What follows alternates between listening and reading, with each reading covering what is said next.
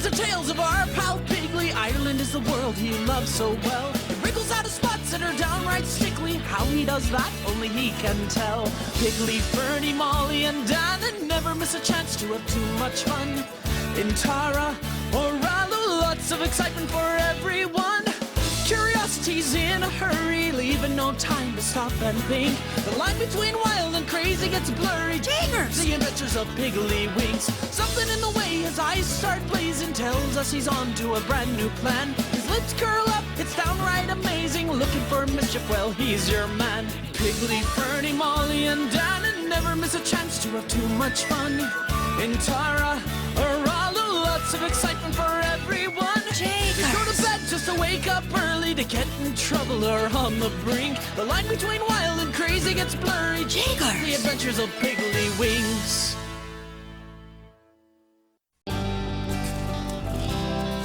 Bye, Miss Cat. Thanks for the ride. Hi, Grandpa. Good afternoon there, Meg. And how was your day at school today? We had macaroni and cheese for lunch. And we have to do a report on Tom Sawyer. Tom Sawyer? Jacobs, what a grand story that is. Really? Oh, that Tom is a real rascal. Why, he's the one who taught me how much fun it is to weed the garden. Really? It's fun to pull weeds? Sure, why do you think I do it so often? Can I try it? Well, now, I'm not so sure. It's not as easy as it looks, you know. I can do it. Do you think you're up to the challenge there, Meg? Yeah, let me try, please. I'm guessing you haven't finished reading Tom Sawyer yet, have you, Meg? Well, no. You see, old Tom is a master at getting other people to do his work for him. The same way I just got you to do my weeding for me. You mean weeding isn't really fun? Well, it's not as much fun as reading a book anyway. Oh, I'm not gonna read Tom Sawyer. I'm gonna watch the DVD. You're not going to read it? Nope. Watching it is a lot easier than reading a whole big book. I suppose it is easier. I mean, you can let someone else paint the pictures for you, instead of using your own imagination to create the world in your own unique way. Well, yeah. I used to think that way myself, Maggie. That is, until one day, back in Ireland, I was at school, hard at work as usual, when my teacher threw me a challenge that I was almost too stubborn to take. Piggly? Yes, sir, Mr. Hornsby? May I see you at my desk, please?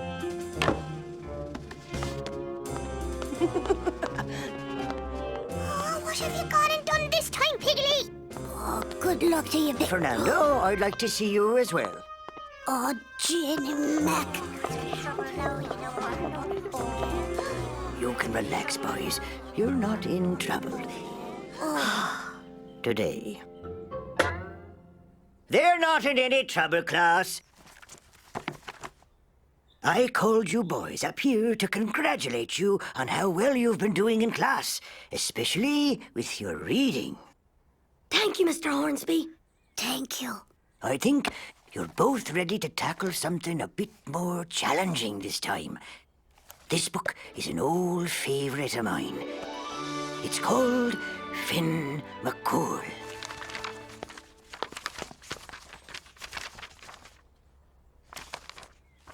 Mr. Hornsby, thank you for the book and all that, but I think mine is broken. Mine too. Broken? Well, sir, there aren't any pictures in it. No, not one. That's right. There are no pictures. I told you this book would be a challenge. Finn McCool? Sounds like a fish. Now, I'm looking forward to hearing how you boys like it when you return from the weekend. But, Oh, boy. You may go back to your seats now.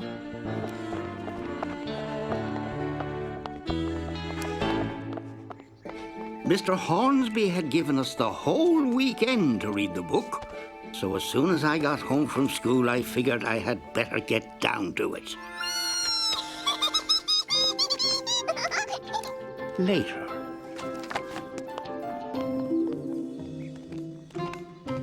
Of course, later turned into even later.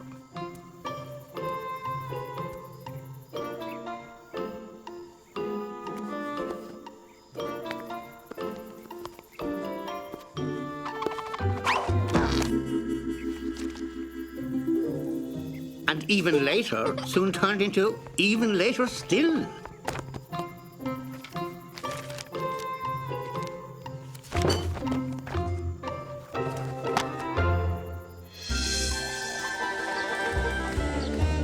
Before I knew it, it was Sunday morning and I hadn't even read the first page.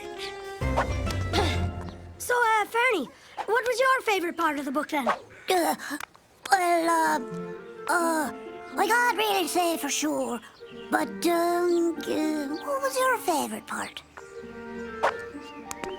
Oh, that's a tough one. I can't really decide on that. Did you boys like the part where Finn McCool swims right into the mouth of an octopus? Oh, I almost forgot that part, Dana. Me too. What happened next? Oh, you want to know what happened next? Nothing happened next, because there isn't one single octopus in the entire book. I can't understand how you two can be so afraid of reading a teeny tiny book just because it doesn't have any pictures in it. I'd never believe it if I wasn't hearing it with my very own ears. We're not scared. We're just not sure we're going to like it. That's all. That's right. We might not like it. Are you crackers? You're gonna love it, especially the part where Finn McCool takes a big... Oh, no you don't. I am not gonna tell you the story. You're just gonna have to read the book yourselves.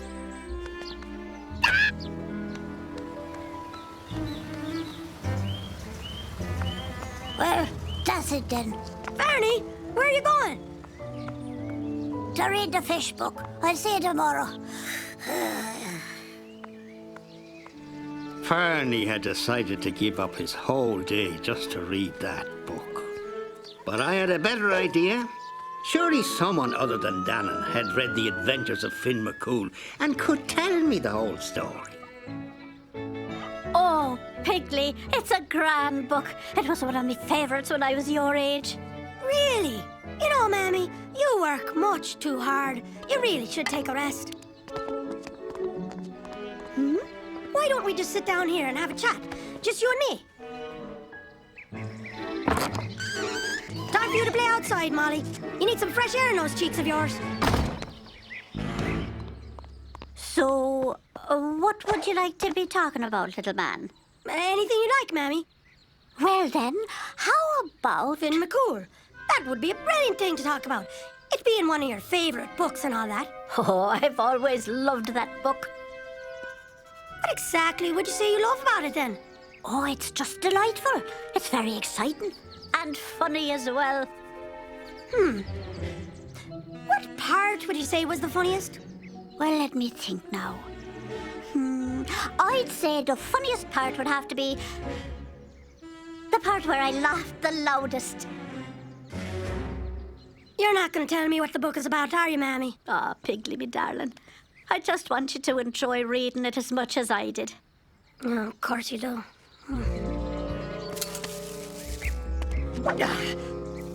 Finn McCool? Well, of course I read it. 4 times, so I did. Then would you be up to talking about it man to man, like?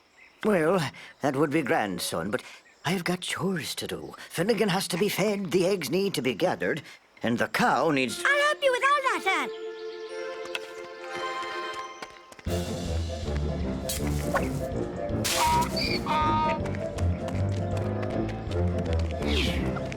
Pardon me, excuse me, pardon me.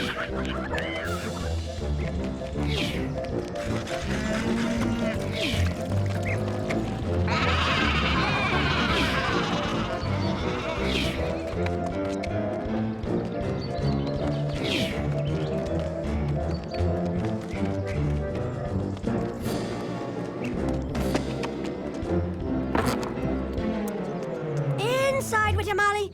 You don't want to get too much sun.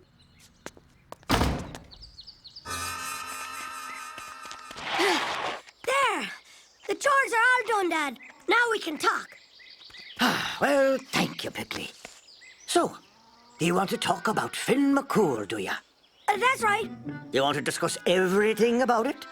Absolutely everything. Top to bottom, from cover to cover? Backwards and forwards. All right, then. You first. I'll just leave you to gather your thoughts, son. I didn't have much luck getting my parents to tell me the story, but I wasn't about to give up.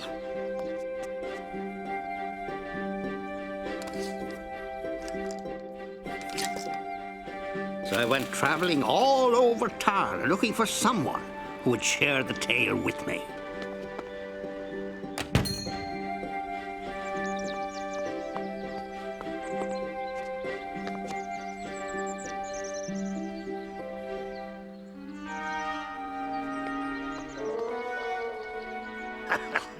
A fish! Piggly, my boy, Finn McCool is not a fish. No, of course he isn't. I was just having you on, Captain Kumara. Finn McCool's story is nothing to laugh about, Piggly. Why, Finn is one of the great heroes of Irish legend, so he is. He's a hero? Aye. Are you saying that you've never read about the great giant Finn McCool? He's a giant? Aye, the biggest giant you ever did see. They say he was taller than the tallest tree. Shakers. A friend to all the Irish he was. Single-handedly he defends the island from armies, taking on whole fleets of ships by himself. What did he look like, Captain? Was he handsome? Did he wear a hat? What colour were his boots? Well, now that's completely up to you, Piggly. This tale isn't some little picture book, you know. This is a great grown-up legend about the tallest, bravest, most helpful man in all of Ireland.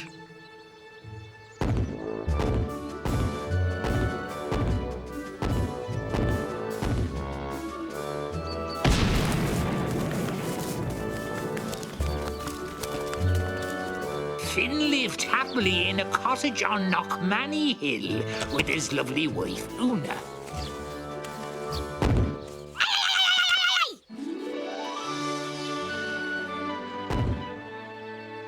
Then, one fateful day, another giant made his way across the Irish Sea to Ireland. His name was McConicle, and he was even bigger than the giant Finn himself. McConicle was a mean, nasty fella who'd just as soon break you in half as look at you. But it wasn't enough that he was bigger than Finn. He wanted to prove he was stronger as well. And he wasn't going to be nice about it. Finn McCool, I'm calling you out.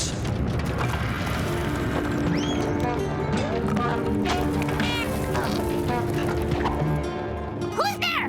McGonagall, the giant, the strongest in the world. Now, Finn McCool didn't frighten easily, but he did wonder just how strong this McConicle fella was. So himself and Una plotted a way to find out.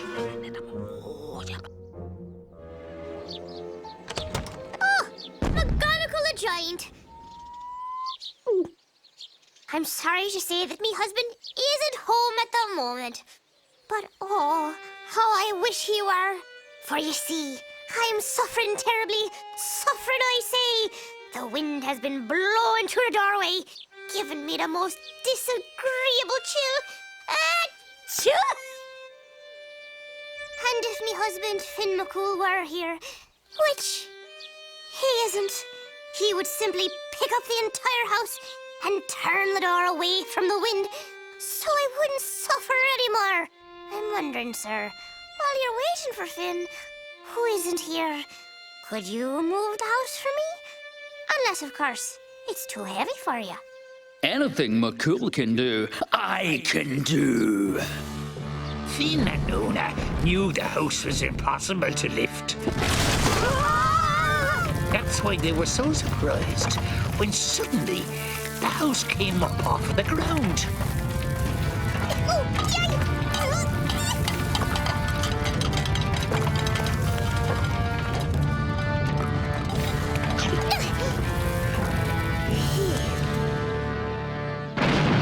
do.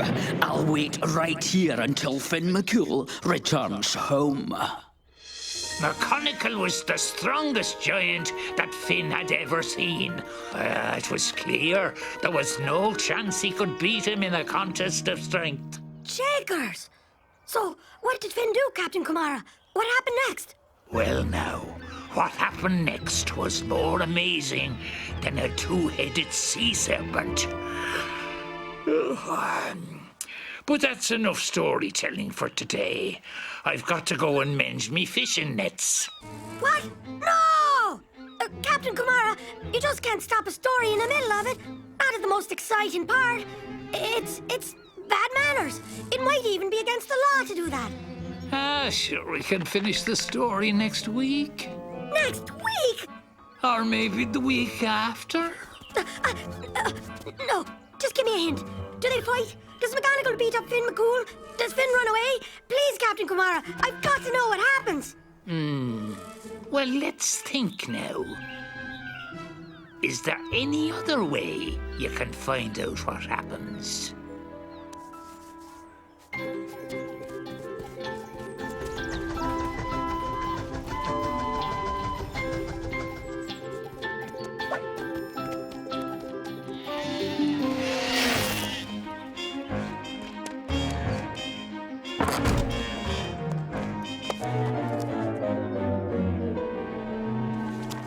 Another giant bigger than Finn. Husband not home, suffering a chill. McGonagall picked up a house. Ah! The giant McGonagall sat down to wait for Finn. Now there was no chance for Finn to escape. Uh-oh, he's a goner.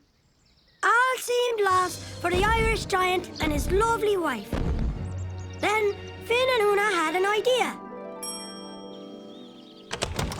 Well, if you insist on waiting for Finn, who isn't here, you might as well come inside. You can wait with me. And the baby. That's a baby? Of course it is. That's Finn McCool's baby. I want my dada. That's a good one, Finn. McGonagall had never seen such a large baby. But what he would see next was even more surprising. You may be my husband's enemy, but that's no reason to deny your hospitality. Would you care for some bread? What McGonagall didn't know was that inside the bread, Una had hidden an iron pot. Ah! That's the hardest bread I've ever had. I'd break my teeth eating this. Ooh, but this is the only kind of bread Finn and his baby eat. The baby eats this? Of course. Of course, there was no iron pot in Finn's bread, so he bit into it with ease. That baby has the strongest teeth I've ever seen. Ho, they're strong, all right. And someday they might even be as strong as his father's teeth are. Mama, I want milk. Time for milk. Oh, Mr. McGonagall, sir, would you mind terribly milking some stones for the baby? Milk? From stones? Of course. Where else do you get milk? Usually Finn does the milking. But as you know, he's not here. Anything McCool can do, I can do. Now everyone knows it's impossible to get milk out of a stone. But the giant McGonagall kept right on trying. Well, hurry up there if you don't mind. The baby is hungry. Mama, I want me milk. Where's me milk? Put some effort into it, why don't you? What kind of giant are you? You can't even get milk out of a stone. Never mind. I'll have the baby do it himself. A baby getting his own milk. I never thought I'd see the day. But instead of a stone, Una picked up a round of cheese. And while you can never get milk from a stone, you can get milk from a round of cheese if you squeeze it hard enough. Hey! That's the strongest baby I've ever seen. Let's have a closer look at him.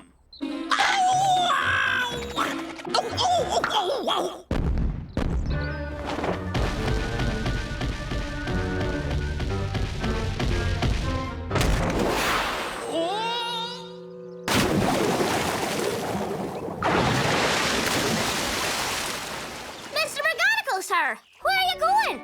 I thought you wanted to wait for Finn McCool. Never mind. If that's the baby, I don't want to meet the father.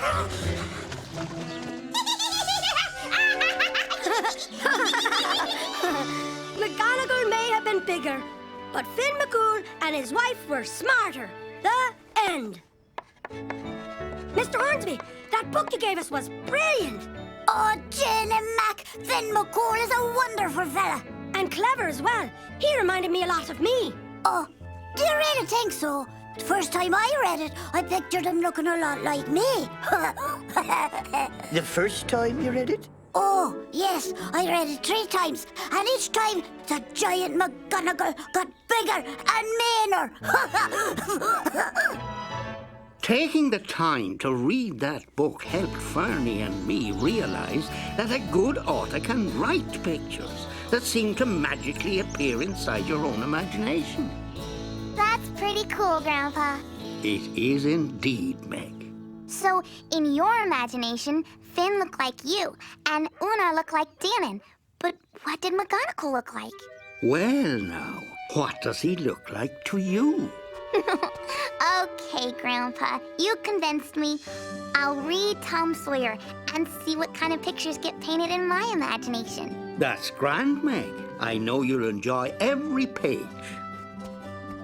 I think Tom is gonna look just like me. Meg, as Tom Sawyer? Well, now, why not?